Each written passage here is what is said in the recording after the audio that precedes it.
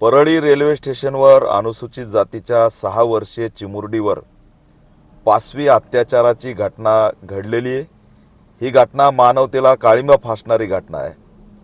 मूळचं पंढरपूरला राहणारं गरीब कुटुंब जे दलित आहे, मजूर आहे, परळीला काहीतरी काम मिळेल या उद्देशाने परळी रेल्वे स्टेशनवर उतरले होते।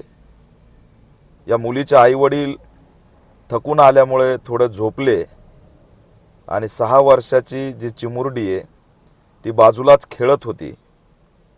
तिला नराधामाने चॉकलेट फ्रुटी दाखवून निर्जनी स्थळी नेऊन तिच्यावरती 5वी अत्याचार केला। रक्तबंबाळ अवस्थेमध्ये ही मुलगी रेल्वे पोलिसांना त्या ठिकाणी सापडली। त्यांनी तातडीने परळीच्या संभाजीनगर पोलीस स्टेशनच्या पोलिसांच्या स्वाधीन या मुलीला केलं। आता ही मुलगी अंबाजोगाईच्या सरकारी हॉस्पिटलमध्ये ॲडमिट आहे। त्या ठिकाणी ऑल इंडिया पॅंथर सेनेचे जिल्ह्याचे नेते विजय बाबा कांबळे यांनी तात्काळ धाव घेतली आहे। मी स्वतः मुलीच्या आईवडिलांशी फोनवर बोललोय, पोलिसांशी सुद्धा संवाद साधलाय, रेल्वे पोलिसांशी बोललोय आणि CCTV फुटेज तपासून पोलीस नराधामाचा त्या ठिकाणी शोध घेत आहेत।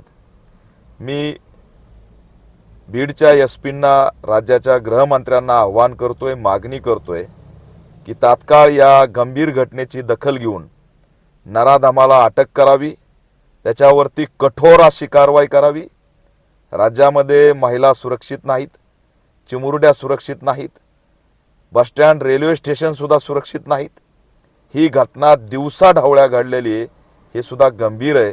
त्याच्यामुळे ही मुलगी अनुसूचित जातीची आहे, आई वडील गरीब कुटुंब आहे, मजूर आहे। राज्य सरकारने तात्काळ या कुटुंबाला 25 लाखाची मदत करावी, या लेकरांच्या शिक्षणाची जबाबदारी घ्यावी आणि या मुलीच्या जीवाला धोका होणार नाही त्यासाठी तिला तात्काळ चांगला इलाज देण्याचं सुद्धा राज्य सरकारने आदेश द्यावेत। या अशा नराधामांना कठोर कारवाई करावी अशी ऑल इंडिया पॅंथर सेना मागणी करत आहे आणि गृहमंत्र्यांनी अशा घटनांची गांभीर्याने दखल घ्यावी। तात्काळ जर आरोपी अटक नाही झाले तर मात्र ऑल इंडिया पॅंथर सेना राज्यभर आंदोलन केल्याशिवाय राहणार नाही।